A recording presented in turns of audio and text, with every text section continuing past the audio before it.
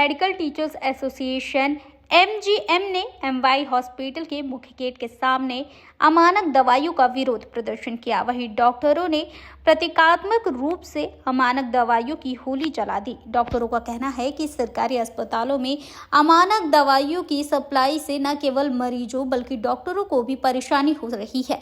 ये दवाइयां जीवन रक्षक हो सकती हैं, लेकिन घटिया गुणवत्ता के कारण मरीजों की जान खतरे में पड़ रही है। दरअसल एमटीए ने अपनी विभिन्न मांगों को लेकर प्रदेश व्यापी आंदोलन की शुरुआत 20 फरवरी से की थी। आज आंदोलन के दूसरे दिन एमवाई हॉस्पिटल के बाहर अमानक दवाइयों के पर्चे की सांकेतिक होली बनाई गई और उसे जलाया गया। डॉक्टरों ने इस दौरान स्पष्ट रूप से कहा है कि अमानक दवाइयों पर पूरी तरह से प्रतिबंध लगाया जाए, दोषी कंपनियों को ब्लैकलिस्ट किया जाए और उनके खिलाफ एफआईआर भी दर्ज किया जाए। डॉक्टरों का कहना था कि यह प्रदर्शन तब तक जारी रहेगा जब तक उनकी मांगे पूरी नहीं हो जाती। इसके साथ ही उन्होंने चेतावनी दी है कि अगर सरकार ने इस मुद्दे पर ध्यान नहीं दिया तो वे एक बड़ा उग्र आंदोलन कर सकते हैं।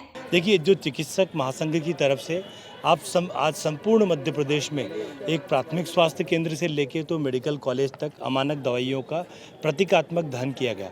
इसके पीछे जो मुख्य उद्देश्य है कि हमारे जब चिकित्सकों ने पूरे प्रदेश में कई जगहों पर दवाइयों को कम प्रभावशाली पाया तो उनके द्वारा उसकी जो शासन के नियम है उसके तहत जांच की गई। भारत सरकार के प्रमाणित लैब्स में जांच की गई और वो दवाइयाँ अमानक पाई गई। जब ये दवाइयाँ अमानक पाई गई तो Madhya Pradesh public health corporation limited द्वारा आदेश जारी कर इनके उपयोग पर रोक लगाई गई।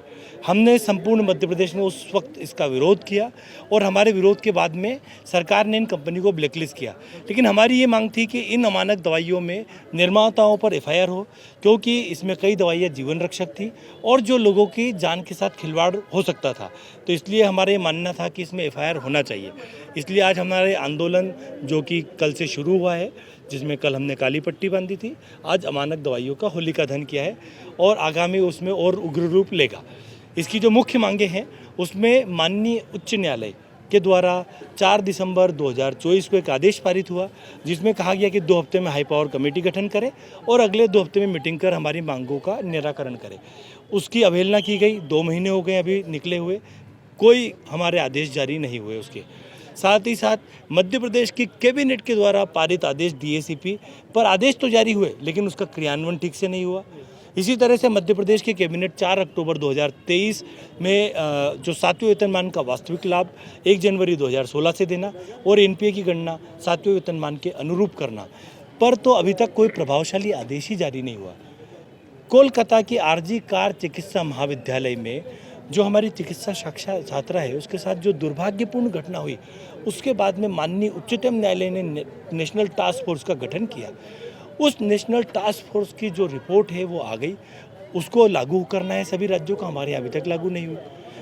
जिस तरह से आप देख रहे हैं कि मध्य प्रदेश में जो चिकित्सा व्यवस्था है वो गर्त में जा रही है, क्योंकि उसमें अननेसेसरी पहले 1 प्रशासनिक अधिकारी होता था, आज 10-10 प्रशासनिक अधिकारी डाल दिए हैं। सारी व्यवस्थाओं को बिना जानकार लोगों से तार कर दिया है, वो गर्त में जा रही है। तो इस प्रशासनिक दखलंदाजी को रोकना है, ये हमारी मुख्य मांग है, जिसको लेकर हमारा आंदोलन चल रहा है। प्योर एश्योर दूध और घी, माँ के प्यार सा, मिलावट से दूर, भरोसे से भरपूर, प्योर भी श्योर भी।